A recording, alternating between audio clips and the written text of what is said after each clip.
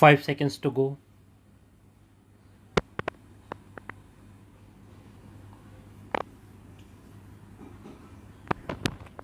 Start. Madam Speaker, I rise to present the Union Budget for 2011-12. We are reaching the end of a remarkable fiscal year. In a globalized world with its share of uncertainties and rapid changes, this year brought us some opportunities and many challenges as we moved ahead with steady steps on the chosen path of fiscal consolidation and high economic growth. Our growth in 2010-11 has been swift and broad based. The economy is back to its pre crisis growth trajectory. While agriculture has shown a rebound, industry is regaining its earlier momentum. Services sector continues its near double digit run. Fiscal consolidation has been impressive. This year has also seen significant progress in those critical institutional reforms that would set the pace for double digit growth in the near future. While we succeeded in making good progress in addressing many areas of our concern, we could have done better in some others. The total food inflation declined from 20.2% in February 2010 to less than half at 9.3% in January 2011, but it still remains a concern. In the medium term perspective, our three priorities of sustaining a high growth trajectory, making development more inclusive, and improving our institutions, public delivery, and governance practices remain relevant. These would continue to engage the Indian policy planners for some time. However, there are some manifestations of these challenges that need urgent attention in the short term. Though we have regained the pre crisis growth momentum, there is a need to effect adjustments in the composition of growth on demand and supply side. We have to ensure that along with private consumption, the revival in private investment is sustained and matches pre crisis growth rates at the earliest.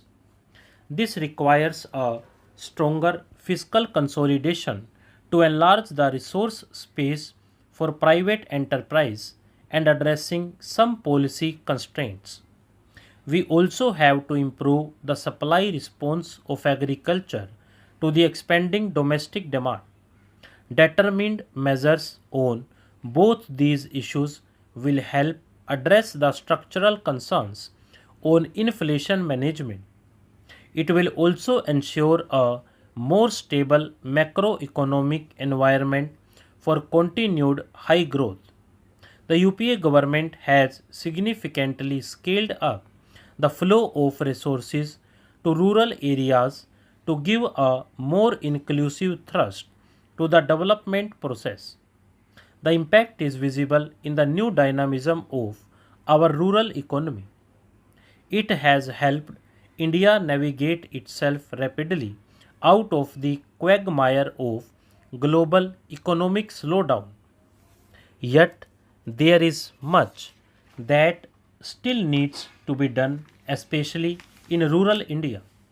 We have to reconcile legitimate environment concerns with the necessary developmental need. Above all, there is the challenge of growing aspiration of a young India.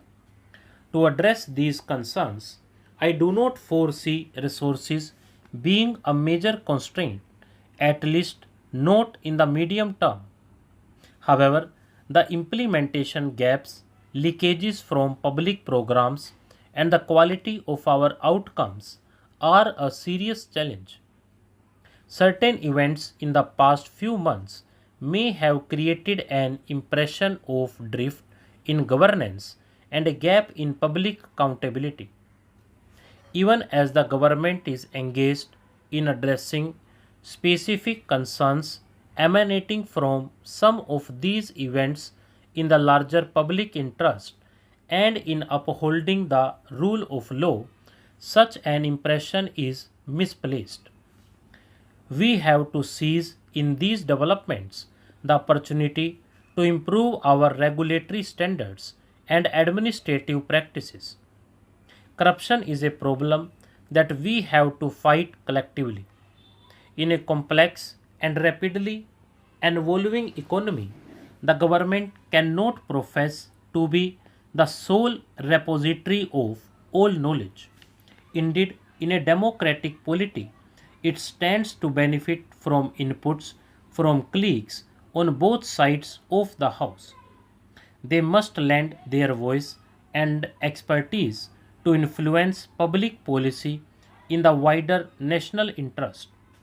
In some areas, good results depend on coordinated efforts of the center and the state governments, and in some others, on favorable external developments. I see the budget for 2011-12 as a transition towards a more transparent and result oriented economics management system in India. We are taking major steps in simplifying and placing the administrative procedures concerning taxation, trade and tariffs, and social transfers on electronic interface free of discretion and bureaucratic delays. This will set the tone for a newer, vibrant, and more efficient economy. At times, the biggest reforms are not the ones that make headline but the ones concerned with the details of governance which affect the everyday life of Aam Admi. In preparing this year's budget, I have been deeply conscious of this fact. I am grateful for the able guidance of the Honorable Prime Minister and the strong support lent by UPA Chairperson Srimati Sonia Gandhi in my endeavour. I would now begin with a brief overview of the economy. My overview of the economy. On last Friday, I laid on the table of the House the Economic Survey 2010-11, which gives a detailed analysis of the economic situation of the country over the past 12 months. The gross domestic product GDP of India is estimated to have grown at 8.6% in 2010-11 in real terms. In 2010-11, agriculture is estimated to have grown at 5.4%. Stop.